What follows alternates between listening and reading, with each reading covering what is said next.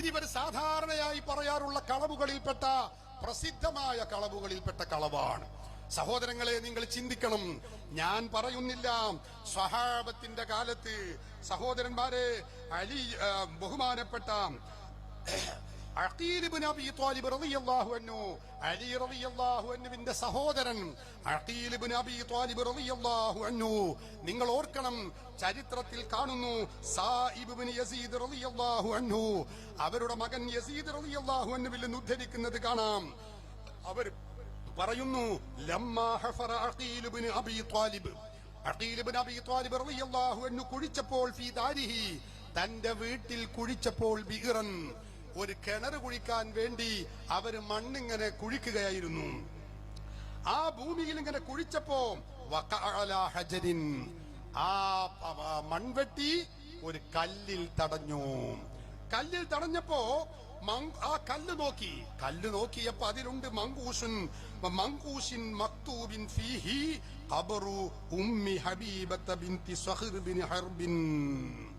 Umm ഹബീബ ബീവി റളിയല്ലാഹു അൻഹയുടെ ആ ഖബറാണ് അതിൽ ഉള്ളത് എന്ന് ആ കല്ലിന്റെ മുകളിൽ എഴുതി വെച്ചിരിക്കുന്നു. ആരാത് ചെയ്യുന്നത്?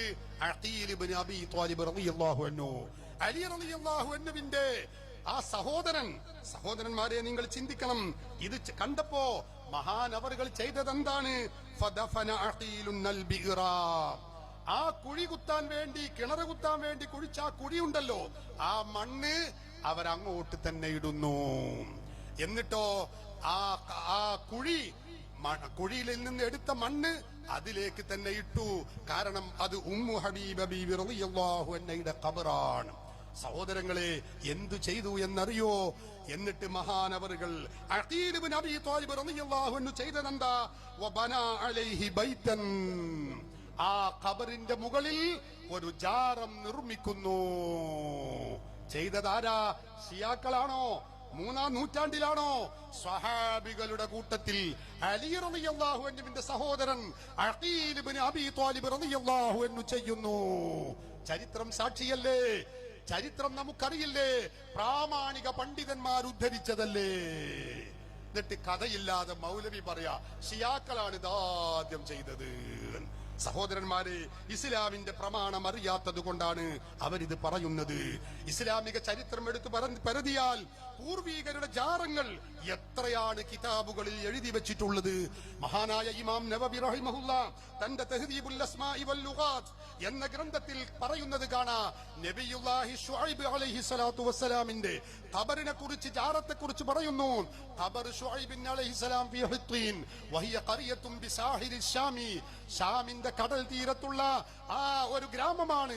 അവിടെയാണ് ശുഐബ് നബിയുടെ ഖബറുള്ളത് എന്ന് പറഞ്ഞ് വിശദീകരിച്ചു മഹാൻ പറയുന്നു, വഅലാ ഖബരിഹി ബിനാഉൻ, അവരുടെ ഖബറിന്റെ മുകളിൽ ഒരു ജാറമുണ്ട്. വഅലൈഹി വഖഫുൻ വയഖ്സിദുഹു അന്നാസു മിനൽ മവാദിഇൽ ബഈദ, ഒട്ടേറെ വിദൂര സ്ഥലങ്ങളിൽ നിന്ന് ആളുകൾ ആ ഖബർ ഉദ്ദേശിച്ചുകൊണ്ട് ബറക്കത്തെടുക്കാൻ വേണ്ടി, സിയാറത്തിന് വേണ്ടി, ലിസിയാറത്തി വത്തബറുക്കി, സിയാറത്തിന് വേണ്ടി, ബറക്കത്തെടുക്കാൻ വേണ്ടി ഒട്ടേറെ സ്ഥലങ്ങളിൽ നിന്ന് ജനങ്ങൾ അങ്ങോട്ട് ഒഴുകുന്നു. ശുഐബ് നബി അലൈഹി സ്വലാത്തു വസ്സലാമിന്റെ ജാറത്തെ കുറിച്ചാണ് ഈ പറയുന്നത്. ഇനി നിങ്ങൾക്കറിയോ അയ്യൂബ് നബി അലൈഹി സ്വലാത്തു വസ്സലാമിന്റെ ജാറത്തെ കുറിച്ച് ഇമാം നവവി തന്റെ തഹ്ദീബുൽ അസ്മാഇൽ രേഖപ്പെടുത്തി വെക്കുന്നത് നമുക്ക് കാണാൻ കഴിയും. അതിന്റെ 1-ാമത്തെ വാല്യം 140-ാമത്തെ പേജിൽ മഹാനവറുകൾ പറയുന്നു, എന്താണ് ആ ജാറത്തിന്റെ അവസ്ഥ? അയ്യൂബ് നബിയുടെ ജാറത്തിങ്കൽ ആളുകൾ വരുന്നു എന്ന് മാത്രമല്ല, ഒട്ടേറെ ആളുകൾ വന്നുകൊണ്ട് അവിടെ വയശ്റബൂന മുതബർരികീന, അവരവിടെ ബറക്കത്തെടുക്കുന്നു. വയസൂറൂനഹ, ആ സ്ഥലത്തെ അവർ സന്ദർശിക്കുന്നു.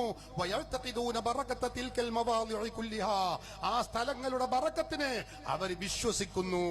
ജനങ്ങൾ അവിടേക്ക് ബറക്കത്തെടുത്തുകൊണ്ട് ജാറത്തിലേക്ക് വരുന്നു.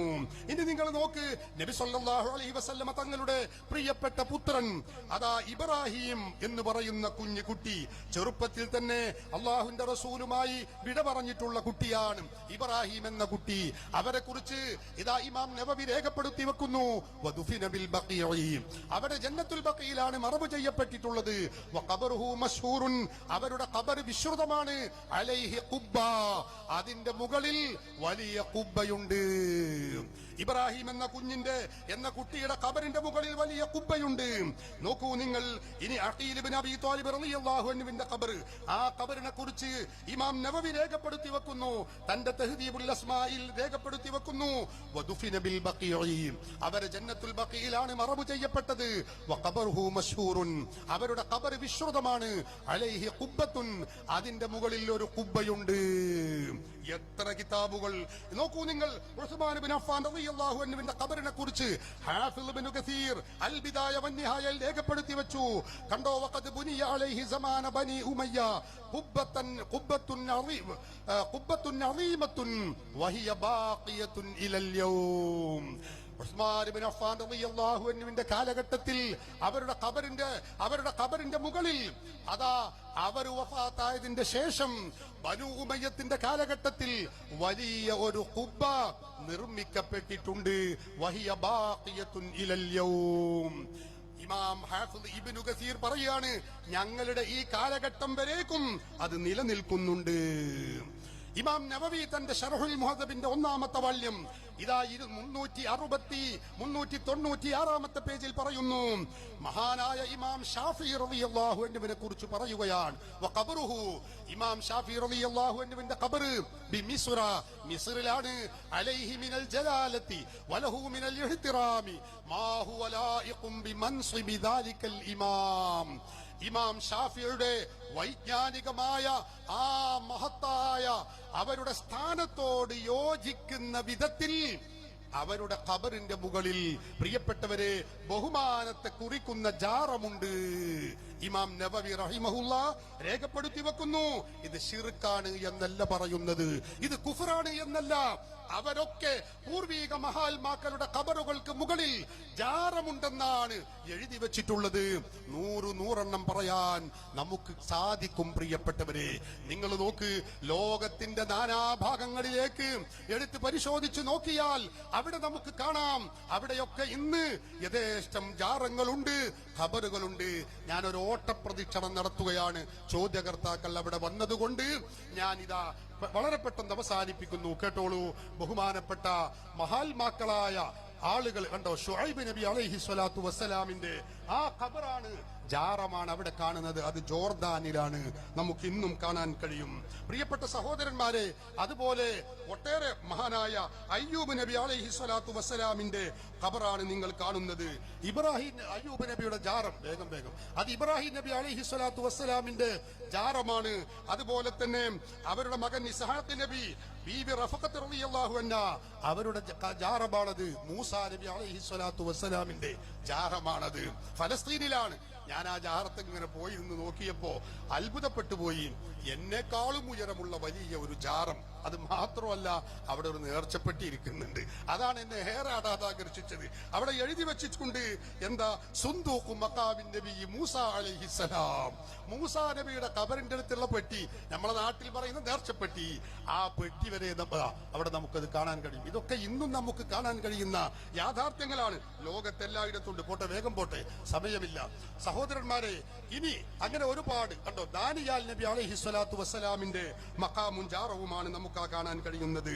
അതുപോലെ ബഹുമാനപ്പെട്ട ജഅഫർ ഇബ്നു അബീ ത്വാലിബ് റളിയല്ലാഹു അൻഹുവിന്റെ ജാറം, മുആദ് ഇബ്നു ജബൽ റളിയല്ലാഹു അൻഹുവിന്റെ ജാറം, അതുപോലെ അബ്ദുല്ലാഹി ഇബ്നു റബാഹ റളിയല്ലാഹു അൻഹുവിന്റെ ജാറം, അബൂ ഉബൈദ ആമിർ ഇബ്നുൽ ജറാഹ് റളിയല്ലാഹു അൻഹുവിന്റെ ജാറം. എത്ര ജാറങ്ങൾ എന്നറിയോ? ഇതൊക്കെ ഞാൻ പോയി സന്ദർശിച്ച ജാറം, ഞാൻ തന്നെ ചിത്രത്തിൽ പകർത്തി കൊണ്ടുവന്നതാണ്.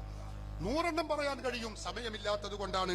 ഒരുപാട് ജാറങ്ങൾ നമുക്ക് സഹോദരന്മാരെ കാണാൻ കഴിയുന്നു. ലോകത്തെല്ലായിടത്തുമുണ്ട്. മക്കയിലും മദീനയിലും ഉണ്ടായിരുന്നു.